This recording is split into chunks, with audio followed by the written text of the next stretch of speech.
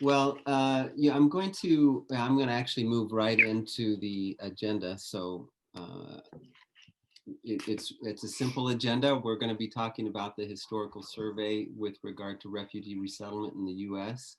So sorry that this is kind of U.S. centric for all of our Canadian friends, but perhaps there's some things that you'll pick up from this in terms of just what's been going on in the U.S. and it gives historical context, I think, for our present situation here. And Jessica Goudot, which is one of our featured speakers today, she wrote a book called After the Last Border, and some of you may have read that, but in that, she does a great job at putting faces on that history, and she does that by integrating two separate stories of people who've come here uh, as refugees, and it's a family it's a Karen family from Myanmar, as well as a Syrian family. And she makes this statement that you can see on your screen. I've come to believe that the refugee resettlement is the bellwether of our country's moral center. How we respond to the greatest humanitarian crisis of our time reveals our nation's soul. And so I've thought about this in terms of a bellwether for the health and vitality of the church, because I really think that the health of the church is largely, there's a bellwether with regard to how we respond to those who have come as strangers, how it is that we welcome the stranger. And I say this because I think Scripture is full of people that are crossing all sorts of boundaries, and you see in those stories compelling images in Scripture of God's heart for the stranger, and you see it in the incarnation. The Word become flesh, and so we learn about who God is through who Jesus is, his life, his teachings, his death and resurrection. And in seeing that and seeing Jesus' life, what we find is that he indeed became vulnerable. He became killable. He actually experienced hunger and loneliness and homelessness and grief, as well as rejection and betrayal and torture. And so in that milieu of vulnerability, he became a refugee, and he taught his disciples, in as much as you have welcomed the least of these, you have welcomed me. I was a stranger and you welcomed me in. And then we see God's heart also revealed in Hebrew scriptures. There's this word in the Hebrew scriptures, mishpat, which is the word for justice, or one of the words. And Nicholas Wolsterstorff is an Old Testament scholar who says that this word is oriented around the quartet of the vulnerable, he calls it, which is the orphan, the widow, the poor, and the stranger, which in Hebrew is ger. And that's actually that word mishpat is used over 400 times, and oftentimes stranger is used in conjunction or in the context of that word. And the word ger is used 92 times. That's the word for sojourner or stranger. And what we find is that sojourner is used oftentimes with other categories of the vulnerable, as we see in Psalm 146, the Lord watches over the resident alien and sustains the fatherless and the widow. And then when the Israelites are about ready to move in to the promised land, God reiterates a warning to them that he gave them when they first left Egypt. And that warning is, the stranger who resides with you shall be to you as a native among you, and you shall love him as yourself, for you were aliens in the land of Egypt. I am the Lord your God. So they are to retain their historical memory as a way of informing how they in turn will treat the stranger. And so that's just a powerful statement. And what I find is that connection to history is so important. That we have a gal from our church, Annie Johnson, and she attends Cole Community Church, and she has gotten involved with Glocal, our local organization here, and gotten involved with several different refugee families. And when Laura and I asked her, you know, why she got involved, she talked about her own family history, and her family is Chinese Khmer, Chinese Cambodian, and they had to flee Pol Pot during the 70s in Cambodia. If you're familiar with that piece of history, 2 million people in the span of 3 years were killed, and that was out of a population of 6 million. And so it was a horrifying time. There's a lot of trauma. They had to flee into Thailand, and eventually they got sponsored by a couple in North Dakota by the name of Thurston and Christine Nelson. And it was their experience. That's actually where Annie was born. And as she said, it was this experience with this family, the love that they showed them, and just the compassion, and just ways in which they helped them get on their feet, that inspired her to get involved with refugees. So her connection to history informed how she in turn responded to those who've come as refugees here. And I think it really begs the question of, you know, what is the church's connection to history? How has our faith shaped the lens of how we view history? And more importantly, how, you know, will our faith inform our own participation in welcoming the stranger? And so that's kind of a prelude to this historical context. I want these kind of this sort of questions that I've just posed as kind of a something that's a backdrop to going through that historical survey of refugee resettlement here in the United States. So with that, we'll continue on. Go ahead and advance the slide. We're going to actually start in the middle of this history. We're going to, yeah, go ahead so we're going to, okay. Okay, so we're going to start with, you know, post-World War II, this period of time. When we look at this, Jessica says something interesting that I think really helps to see a shift that took place during that time with regard to attitudes towards immigration and those who were refugees. And so, you know, the United States viewed itself, its identity was part of, you know, defending the defenseless, welcoming the war battered, and the home for the displaced people of the world. And so this became part of the identity. It was reflected in, you know, some of the landmark bills that came about in 1948. There were 400,000 Europeans that were still in camps that the U.S. brought in so that they could take refuge here.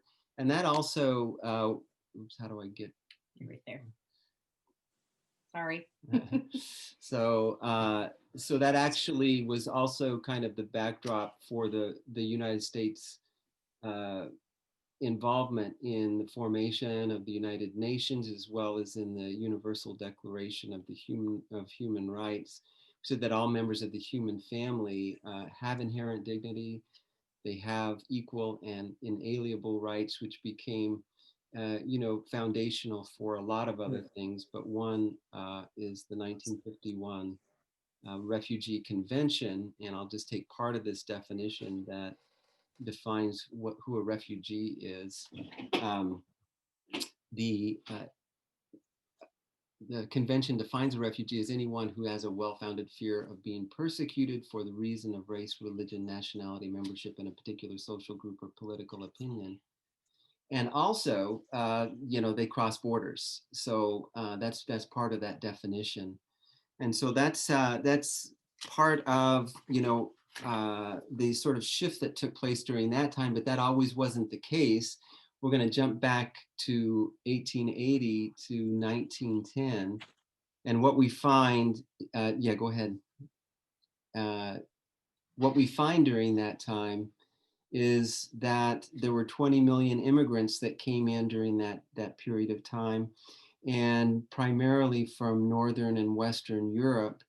And what happened was that historians actually refer to this idea of the immigration debate taking two different sides, where there were those who were restrictionists and those who were liberalizers. Ironically, the restrictionists at that time were Democrats and the liberalizers were Republicans.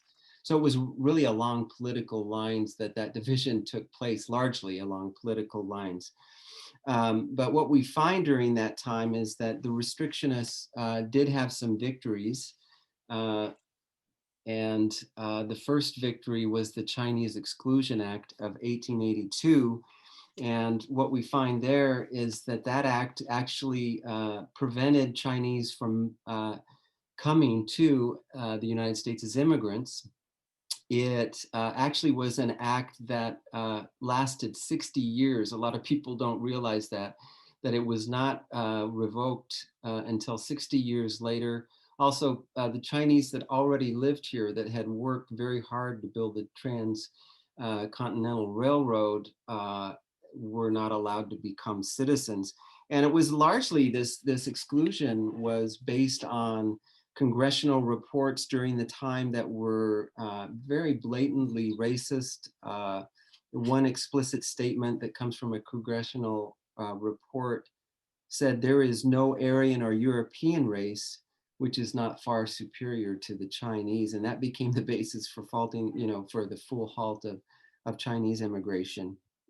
But also the next year, we have the raising of money for the Statue of Liberty, which represents, basically an open arms to those who came to the United States, and that's reflected in this poem, "The New Colossus" by Emma Lazarus. So what we find is that was a time of division, but largely the US had opened its doors to a lot of immigrants during that time. Now, if we fast forward to the next period, actually from 1900 to 1914, that's within this time period, we had another 15 million new arrivals that came to the United States. And that actually became a sort of a trigger to new restrictionist legislation. And some of that legislation was done in 1917. It's not as well known as the 1924, but the 1917 Immigration Act was one that not only banned Chinese from coming into the United States, but it also banned many other countries from Asia. It was the kind of the Asiatic barred zone is what they called it. And the Philippines was an exception to that because of the colonial relationship that the United States had with the Philippines at the time. A more important act that took place that really reflects this restrictionist sort of shift that took place in the United States is the Act of 1924. And that was based on yeah, keep going, yeah, on the pseudoscience that of eugenics, where it was argued that white people were scientifically, biologically, and culturally superior to non-whites. And so there was actually a quota system that was put in. It was based on the 1890 census that essentially skewed the number of immigrants that could come into the United States, and it skewed them towards just Western Europe and Northern Europe. As Jessica in her book points out, that eugenics was part of the mainstream in the United States for a large part of the 20th century and the early part of the 20th century, as well as in Western Europe. But, as we know, the Nazis in Germany essentially took over this idea, and they took it to its logical and awful conclusion in the Holocaust, which,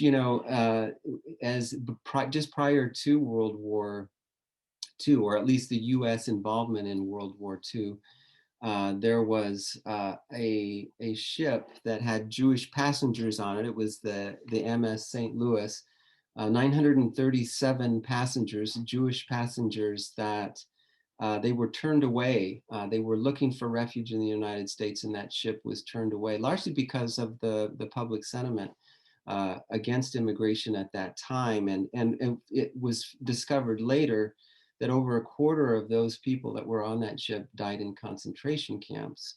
So yeah, that's just a black eye and part of that kind of immigration ebb and flow that we're talking about. So the next part of this wanted to jump to 1951 to 1963. We've already gone over the post-World War II period. So here we have, the Refugee Convention and defining refugees has already been done. So we see a shift and swing towards being more open, primarily to people who are coming from communist Europe and who were anti-communist dissenters or victims of the communist regimes. And so, yeah, we have a lot of Hungarians in 1956 because of the Hungarian Revolution then, brought in under Eisenhower under what they called Operation Safe Haven. And so there was a good number of people that came in during that time from Europe. However, there were still a lot of other refugees that were suffering from other things, the Palestinians, the Pakistani Indians, and the Chinese because of the Cultural Revolution, that were still not allowed to come in. Actually, during this time, the Act of 1924 was still remained law. So that's just an interesting period. So if we go to the next period, we're going to jump to now 1965 and 1980. What we find here is that the Act of 1924 was rescinded, and that was essentially replaced by the 1965 Immigration and Nationality Act. And that's Act of 1965. And as Lyndon B. Johnson had said, never again shall that sort of a law shadow the gate of the American nation with twin barriers of prejudice and privilege. And so there was a tremendous shift there. That Immigration and Nationality Act was on the heels of the Civil Rights Act of 1964, as well as the Voting Rights Act of 1965. Which really influenced the nature of this bill. But even during this time, there was still kind of a bias towards people who were coming from communist regimes in Hungary, and a lot of Cubans came during that time, Vietnamese, as well as Soviet Jews came during that time. Still, there was countries that were excluded, such as people from Haiti, people from from Nigeria, and other places. So that became kind of the nature of the resettlement during that period. And now I'll jump to the last period that we'll talk about, and that's 1980 to the present, which is a long span of time.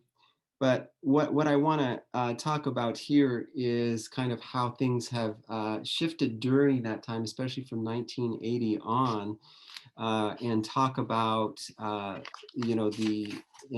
essentially the establishment of the presidential determination by the Refugee Act of 1980, that amendment. But before I do, I wanted to actually talk about some of the terms. I know this is a Refugee 101. Many here are already familiar, and this is not needed, but just in case there are people here that don't have a clear picture, I wanted to just explain that immigration is the larger umbrella. Forcibly displaced peoples is a segment or a subset of that overall picture of immigration. Go ahead and go to the next. And then forcibly displaced people can be broken up into three categories, essentially refugees, who we've talked about, people who have to cross borders because of persecution based on the 5 reasons that I mentioned.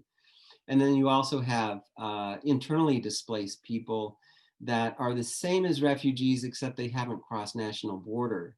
And then there's the asylum seekers, and that's a little bit more complex, but just one example to give you an idea. is someone who, let's say, comes to the United States on a tourist visa. They know that that's going to expire, but they can't return to their country because of persecution. So they go to the US Embassy and they apply for asylum.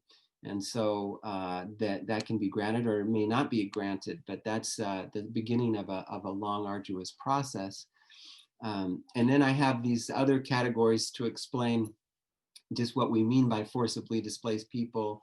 There are internally displaced people that are due to natural disasters that are not part of that number, just for clarification. And then I talk a little bit about stateless people because stateless people are people without a citizenship in any country, even the country they were born into. And there's about 10 million people in the world today that are stateless. And right now, the predominant part of that statelessness is from the Rohingya Muslim refugees from Myanmar who've largely fled into Bangladesh. Some have fled into Malaysia and actually gotten third country resettlement here in the United States. And we have a community here in Boise.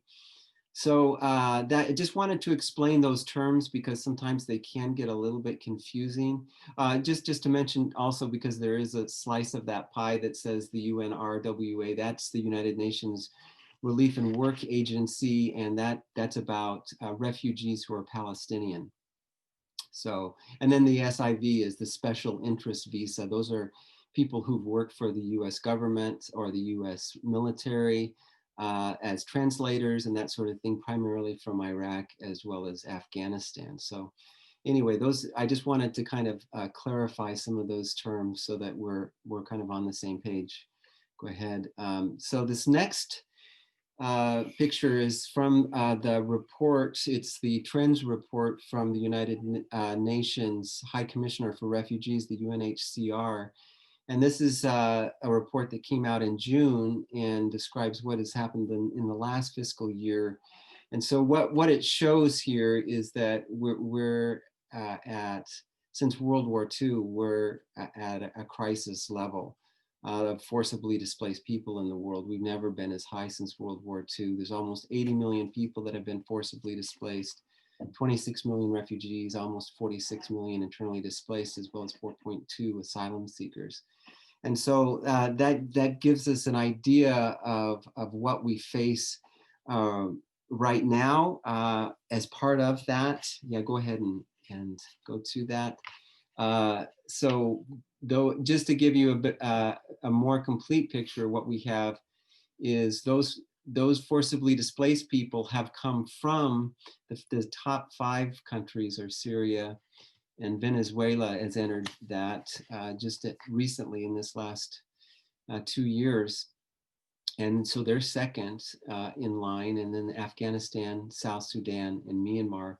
And then they're going to countries like Turkey, Colombia, Pakistan, Uganda, and Germany. So Syrians are going into Turkey, they're going into Jordan, they're going into Lebanon, and then Venezuelans are going into Colombia and other countries within South America. So that kind of rounds off that picture. You can go to the next slide. And so this next slide is a country that, is a graph that shows just kind of what happened with the Refugee Act of 1980, that there was an establishment of the presidential determination that took place.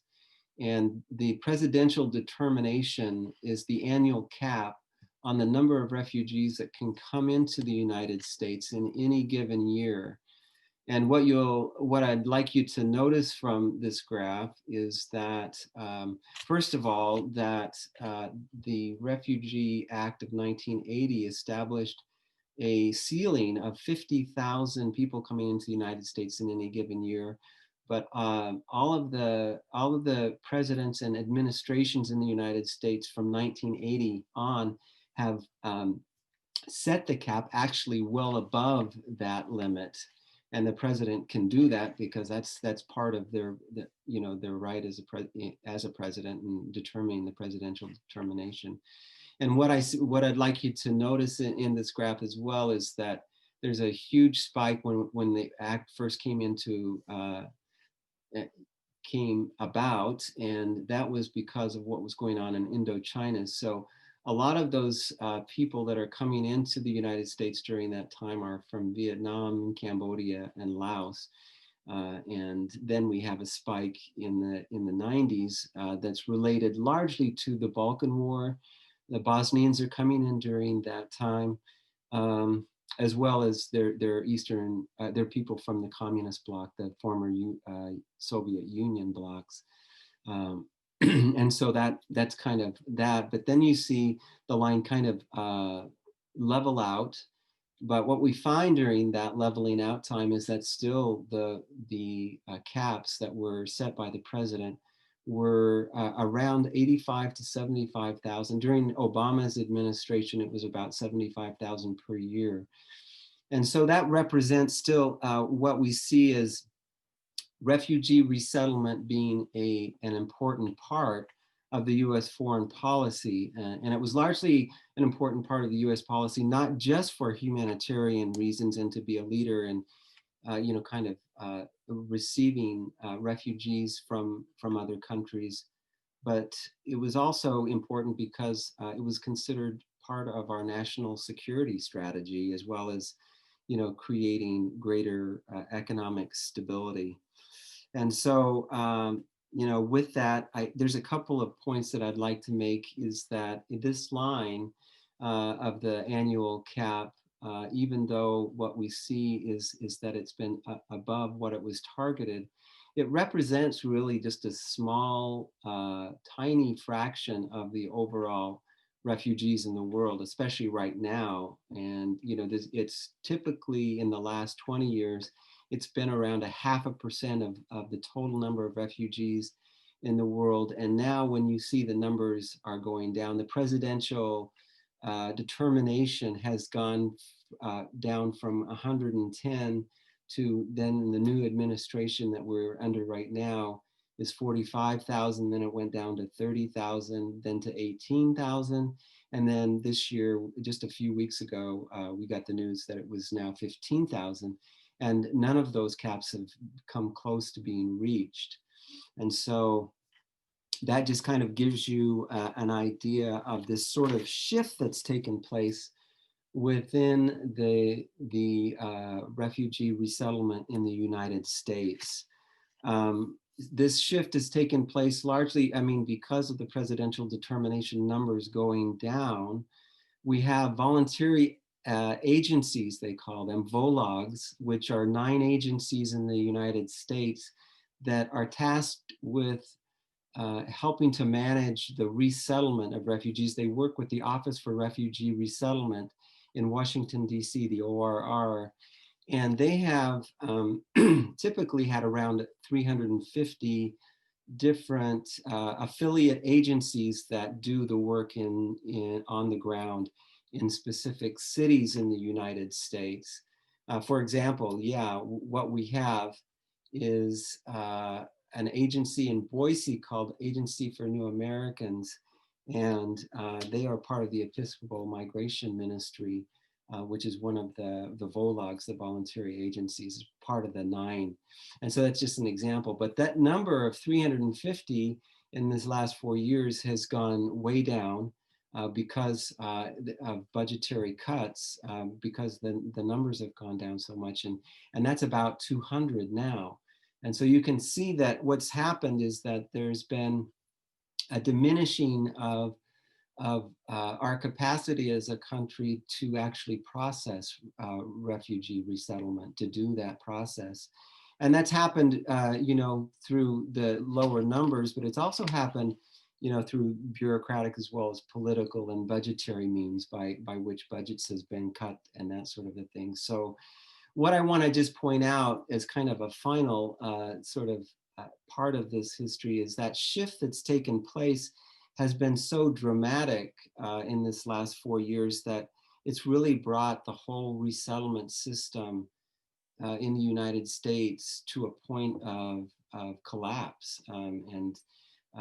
So there is a concern, and it's part of my lament, as just in my own journey, when I think about those who have had to continue on in refugee camps that have been there for so long in very difficult situations. It's just part of my lament that we haven't brought in more. So that's just kind of a sidebar for that. But I would say that also I'll mention on this next slide what you'll see.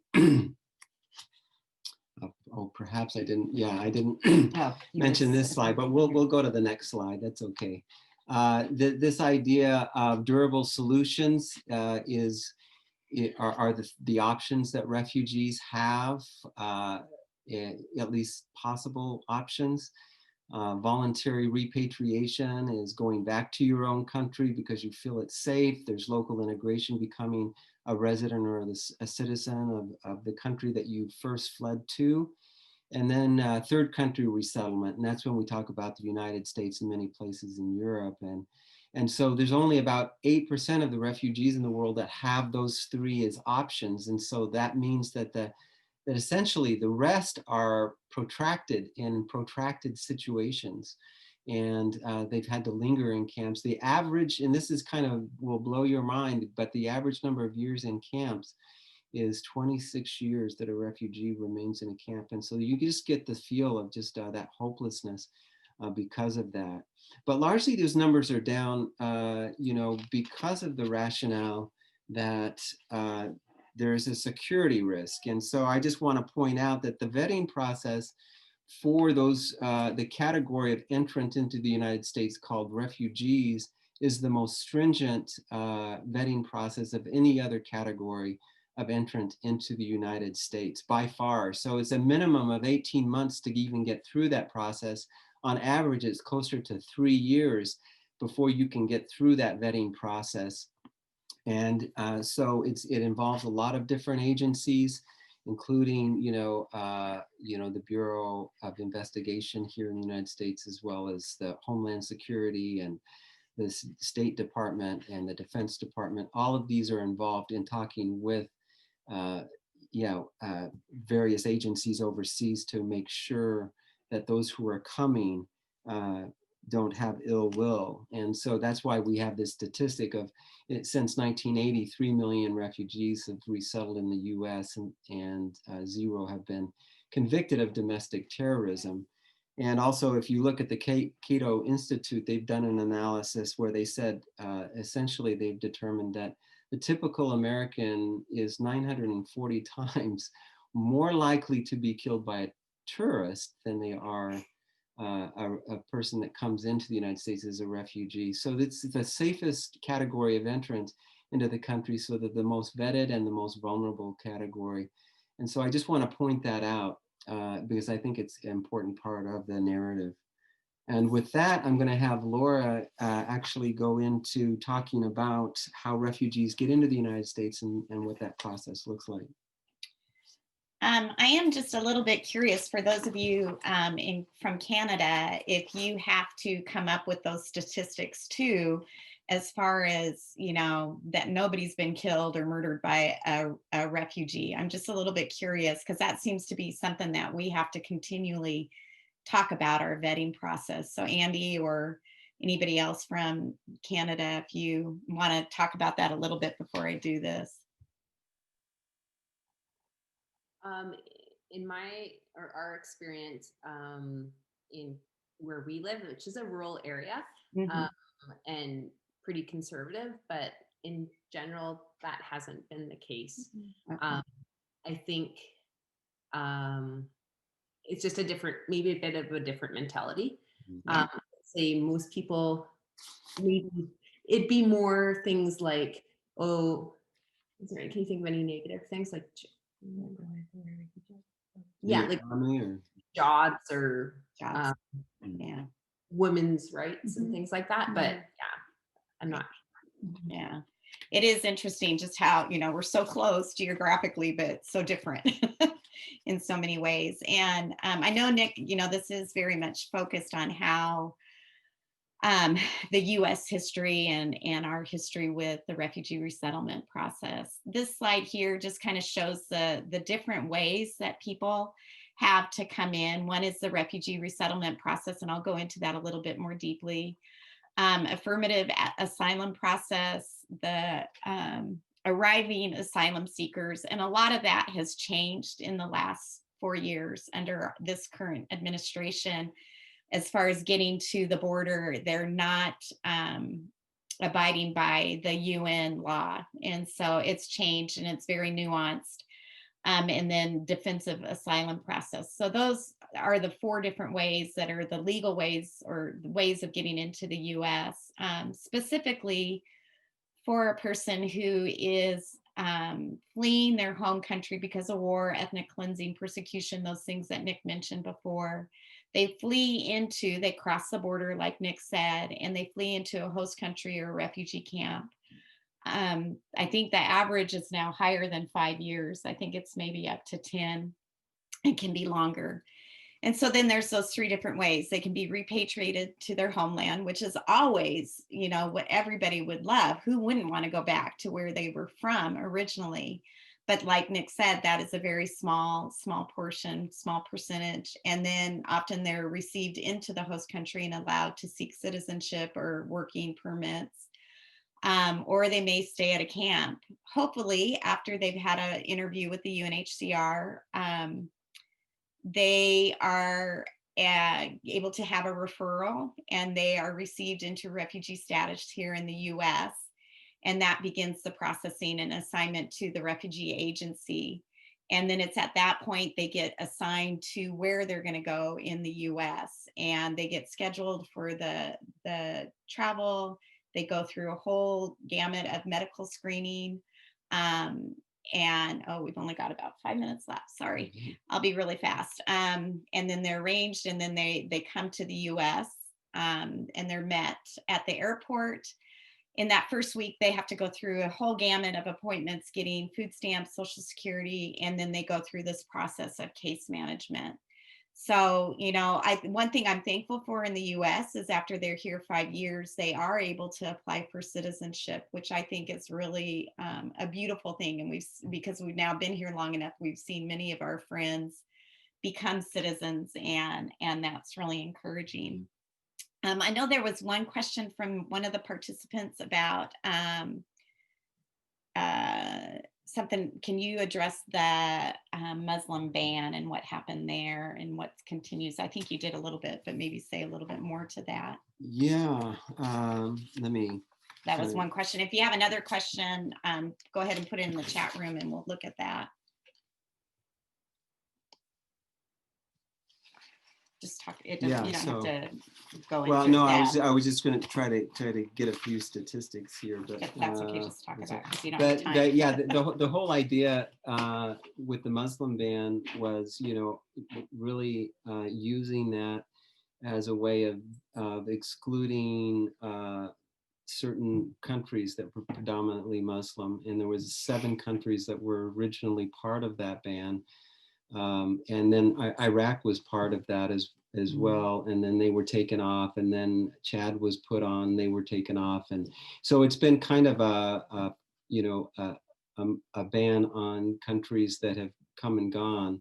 But the whole idea behind that was one of security, that because our primary threat is from Muslim terrorists, that if we accept refugees from these Muslim countries, we're going to be less safe. And so there was extra vetting processes put on Syrian refugees, for example, and that sort of a thing. And so that has actually been something that has effectively remained in place, and it's prevented a lot of people from reuniting with their families because of that ban. And so that's just kind of a quick idea of how that happened, and the law is still being discussed as to the legality, and it's going to be something that gets resolved at a later time. Yeah. I would also be curious if in Canada, and I know I probably have heard this before, is do you guys have a limit like what we have where the president sets an amount that they're allowed to, who are allowed to come in as refugees? So you can have privately sponsored, so that one's not as limited. But if you use SAWs here, so then each of those get so many people a year that they can sponsor to bring over. Okay. And then the government also does government sponsorship. So we have a different program here. So there's quite a few different avenues. Yeah. But there is that, like, they usually have a goal for the, well, they always have a goal for each year. Okay. It's higher than 15,000 though. I'm, to be honest, I don't know, maybe the other person in Canada can say, but I think it was usually around 25,000. So I think that's what it is this year again, but I'm not sure with COVID. Yeah. Does anybody else have any comments or questions?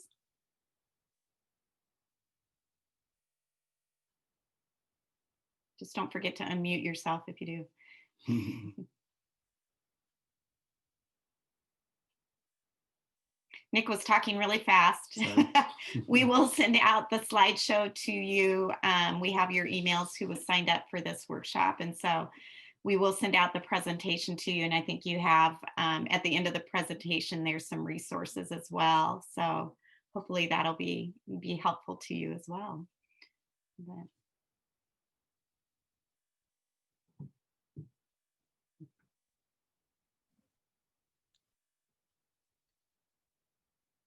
yeah. So actually, as Finn, I see that you've joined us. Yeah. We remember you from other regional ones. You have a lot of expertise in this area. Any comments on refugee resettlement? I just want to let you know that the historical overview that you gave us, I appreciate that very much. Not being born in the US and get that overview, that was very, very valuable to me. Thank you so much. You're very welcome. Great. Thanks for saying that. Great.